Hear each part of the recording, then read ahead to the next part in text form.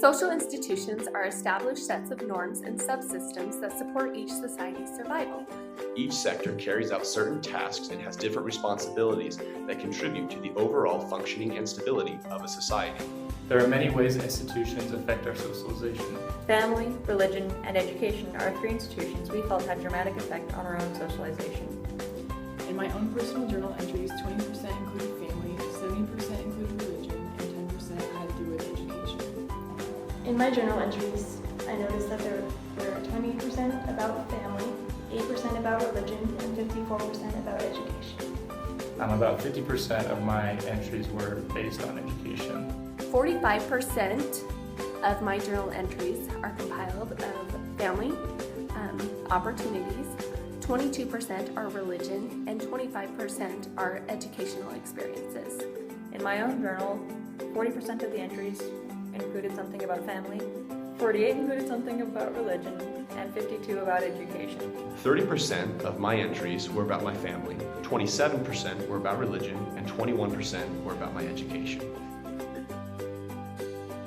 In the following video, We will provide further evidence of the impact that these social institutions have had on our lives, How they affect our choices and decisions, and how they contribute to make us the individuals that we are.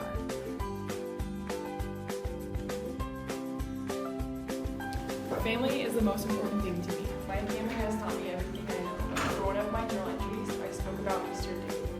We have many traditions when it comes to each holiday. They have instilled the importance of quality time together in my mind. How I act and treat others is influenced by how I was raised. During Easter, we come together as a family to eat dinner, hunt for eggs, play games, and open baskets. The traditions have not changed even though our ages have. I will use many of these traditions with my own children someday. My family taught me to love and respect others. I want to be able to provide a secure and happy home for my future family.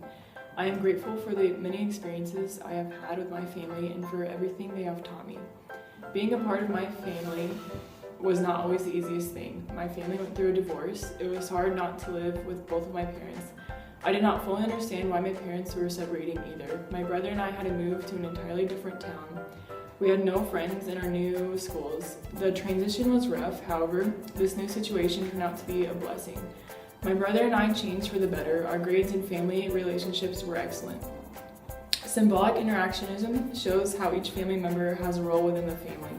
These different roles can allow us to grow in so many ways. They teach us responsibility, how to love, and how to handle conflicts. I would not change the time I have spent with my family for the world. To me, family is important because they are the child's first teacher. From them, we learn our morals, our habits, our characteristics, and we can see a possible lifestyle that our parents have taken. Children can then pick and choose which attributes they enjoy and wish to use later when they have a family of their own. My journal is unlike others in that the majority of my entries are not directly about my family, but it's interesting that 60% of what I write about is only possible because of my family. One recurring topic is fly fishing. My father was taught to fly fish by his father, and he later taught me. On March 26th, I wrote in my journal, I've done a little bit of fly fishing here in Logan, and it's been great. It's very different from fishing in Alaska, but still very enjoyable. It's so peaceful and relaxing on the river, and it's a great opportunity for me to let my mind wander and think about some of my fondest memories growing up fishing.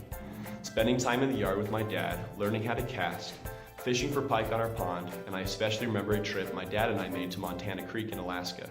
We caught the biggest trout of my life there, and I'll never forget that trip. Those are memories that aren't easily forgotten. One day, I plan on making those same kind of memories with my own son. Fly fishing is a huge part of my family. Being outdoors and enjoying God's creations, I can express myself in a beautiful way that requires practice and skill. If it wasn't for my family being such an important social institution and having played such a significant role in my socialization, I wouldn't have this important and meaningful piece in my life. My family is a great example of functionalism. Everyone in the family has a different and unique role, yet all are important. When everyone is contributing, the family flourishes and a state of peaceful equilibrium is experienced. Religion is a system of beliefs, values, and practices concerning what a person holds to be sacred or spiritually significant. Since I was born, religion has shaped my morals. From my parents teaching me the basics of what is right and wrong and why it is right and wrong. I think why is the key word. Religion gives me the reason and understanding of why I do things the way I do.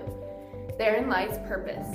Because of religion, I am more service-oriented, I highly value my relationship with my family, and I feel like I am given guidance because of the things in which I learn in and from the teachings. Religion makes me a happier person. These beliefs move into action as I practice what I believe and help others around me. Some of these practices include teaching my own children these beliefs. Another way I practice my beliefs is by mentoring teenagers. I put together activities that teach them about service, education, and why they are valued. As I do this, I am a more confident, happy, and fulfilled person that has peace and comfort. So I'd like to introduce you to my sweet son. This is Luke, and this is a journal entry I wrote about him. And Luke is so sweet and so kind, and this journal entry was about how one time he made a mistake. And his mistake was he came home from the store and he had something similar to this in his pocket. Can you show them what it is? What is it? Can you open it for him? Okay. Yeah, so he had something similar to this in his pocket. Where did you get that? And he said, you remember what you said? Did you say you found it at a friend's house? And you said, I found it in the closet upstairs? So he kind of said that he found it in a couple different places. And so I just kind of let it be. I said, well, maybe it's Porter's, because I had never seen it before, and Porter's one of his good friends that comes over often. And so I put it up, and I didn't ask him anything about it for a while. And then one day he came to me, and what did you say? It was from the store. No, close, we're getting to that point. But he said, Mom, can I have this? And I said, where did you get that? And we kind of delved a little deeper, and there was some little white lies, like I said earlier. And finally, Luke told me what happened. And what did you tell me happened? It was from the store. It was from the store. And what did I say we were going to do? Pay for it. Yeah, we were going to take it where? Back to the store and pay for it. Yeah. And did I say it would be hard or easy? Easy. I said it would be easy? Right. Yeah. So this is where Luke had to come and take the sucker and tell the people that he took it and that he was going to pay for it. And it took him 3 different times to try to tell them, and it was super hard. And then after you paid for it and told them sorry, how did you feel? You did. You felt a little bit better, huh? And was it easy to do by yourself, or was it hard? Hard. So, in our family, we have a family motto. And what's our family motto? Can you say it loud? Stick together and it will all work out. Yeah, stick together and it will all work out. So from this experience, we learned that not to steal, which we did learn, but we mostly learned that if we make a mistake, that we can make it better, and that we don't ever have to do it alone. I explained to Luke before that I would be with him, right? And then I explained while he told you, I helped him talk, say the words that he needed to, and we just learned that we're never alone. We never have to do things alone, and I think that's tied to religion, because in our religion we believe that even if we make mistakes, that we can make it better, and we never have to do it alone. Trusting our Savior, that He has already made it right, and that we can always say sorry. A religious upbringing entails a life full of symbolic interactionism. I pray to a God I can't see because I believe He is there and He loves me. I believe a feeling that I should or shouldn't do something is a prompting from someone called the Holy Ghost, who is there to guide and comfort me. In my journal, I recorded a moment when I believed just that was happening. I said, I really did feel the assurance that I am where I am supposed to be. When I wrote this, I wasn't just having a James Brown, I feel good moment. I genuinely believe that this was an assurance given from a Heavenly Father. I study from the Book of Mormon and the Bible because I believe God's prophets were guided to write them for my day. My first weekend in April, I spent 14 hours of my Saturday and Sunday listening to modern-day prophets and apostles speak. This is because they are called of God to teach and to guide me. One of the journal entries says, "Journal conference was amazing. When I was little, it would seem as if it took forever. Now it goes by quickly and there's no way I can write down all the things I want." There was a time before I understood what one day would be my own religious beliefs, that I didn't care what was taught on conference weekend. Now I find great meaning and comfort in what is said. I am thankful for my beliefs. It is because of them that I am always striving to be a better person and to find the good in others. Some of the pros and cons of religion are that it takes time. It makes us think beyond ourselves. It can promote a self-righteous state of mind. Religion may make us feel like we are happy in our situation, so we may not want to improve. Religion helps us to develop qualities in ourselves that we would not have otherwise developed. You need, at times, to depend on others. Religion helps us look past current issues to a better future. Education starts when we are born. Even before we are able to understand anything, the alphabet and animal sounds are implanted in our heads. We are taught how to dress ourselves, feed ourselves, bathe ourselves, and other daily tasks that we all go through even after we move out of our parents' homes. Public education puts kids into groups with their peers. Each level of education is full of people who are similar in age, social status, and who have shared interests. As an agent of socialization, our peers around us show us how to be part of society. The social groups that we are a part of teach us how others expect us to behave. As an institutional agent, school teaches teamwork, how to follow a schedule, how to plan, and how to read to get the information you need to know. These things are hidden in curriculums that are taught through the school subjects.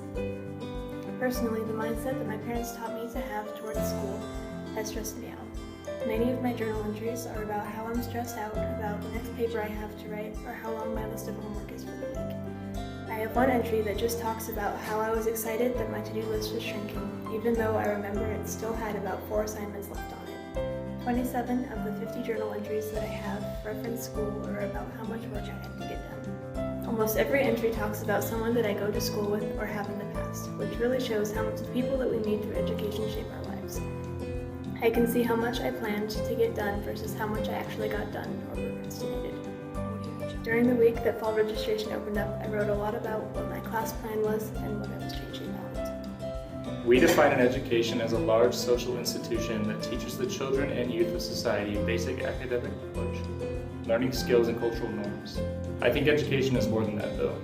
In the standard American public school system, from ages 5 to 18, you spend roughly 7 hours a day, 5 days a week, and 9 months of a year in a room, or several rooms typically with people of their own age. That's about 16,380 hours at school in the most crucial developmental years. 16,380 hours is a lot of time to teach you about basically anything. In our society, you are taught academic knowledge as well as skills needed to succeed in life and society. These are the values that our society teaches through education: knowledge, hard work, dedication, and personal sacrifice. The interesting thing about those values is that the last 3 directly correlate to the first. I have been taught through education that in order to succeed, I need to be knowledgeable, and in order to gain that knowledge, I need to work hard, be dedicated, and be willing to sacrifice maybe more immediate gratifications for the payout of gaining said knowledge. Looking back on my journal, I can definitely see the direct influence that my schoolwork and that education have had in my life. One of my journal entries talks about how overwhelmed I am from school and how excited I am for school to be done so I can relax. In another, I talk about how I'm trying to switch my mindset from getting good grades to focusing on active learning and growing, and letting the grades stem from that. From a functionalist point of view, education is very necessary for a stable society. The knowledge and skills that people gain through education directly contributes to the quality of society itself. The values, morals, beliefs, and goals of an individual society are shaped through the family, religion, and education. After keeping a journal for a total of 50 days and not previously knowing the themes that we would draw from it, it has become apparent that the 3 major themes in each of our journals support that of our thesis. Through learning about sociology, we come to the understanding of how and why society works. After coming to this knowledge, we not only gain a better understanding of others, but also a better understanding of ourselves and how we can change society for the better.